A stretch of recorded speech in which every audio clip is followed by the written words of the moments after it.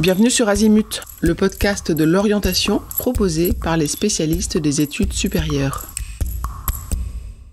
Vous écoutez un épisode du thème Le choix des spécialités. Dans le cadre de la réforme du bac général, les élèves de seconde doivent choisir, avant l'entrée en classe de première, 3 enseignements de spécialité parmi 13 matières proposées. Dans cet épisode, nous abordons la spécialité sciences économiques et sociales, autrement appelée SES. La spécialité sciences économiques et sociales s'adresse aux élèves désireux de comprendre les phénomènes économiques et sociaux qui les entourent et d'approfondir l'enseignement commun suivi en seconde. Cette spécialité permet également d'acquérir une bonne culture générale. Elle nécessite une curiosité pour les enjeux du monde contemporain et de solides capacités rédactionnelles. Le programme est enseigné 4 heures par semaine en première, puis 6 heures en terminale. Il se divise en 3 principales disciplines qui sont les sciences économiques, la sociologie et la science politique. Alors, le programme détaillé de la spécialité est à retrouver sur le site du Bulletin officiel de l'Éducation nationale. Nous mettrons le lien dans les notes de cet épisode.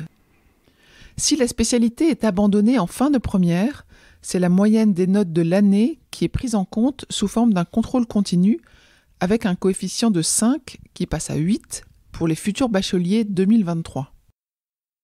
Si l'élève choisit de poursuivre la spécialité SES en terminale, l'évaluation pour le baccalauréat est constituée d'une épreuve écrite de 4 heures, représentant un coefficient de 16 dans la moyenne au bac.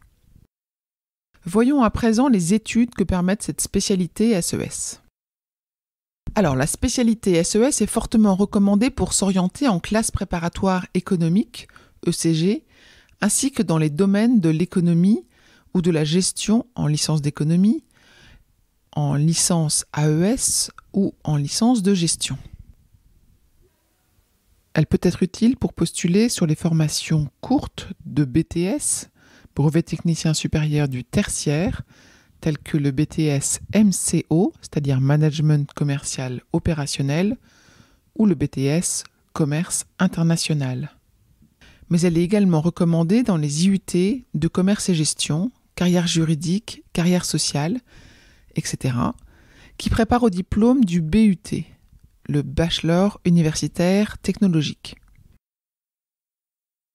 La spécialité SES est recommandée pour entrer en IEP, Institut d'études politiques, ou pour faire une licence de droit, de sociologie, de sciences politiques, de langue étrangère appliquée.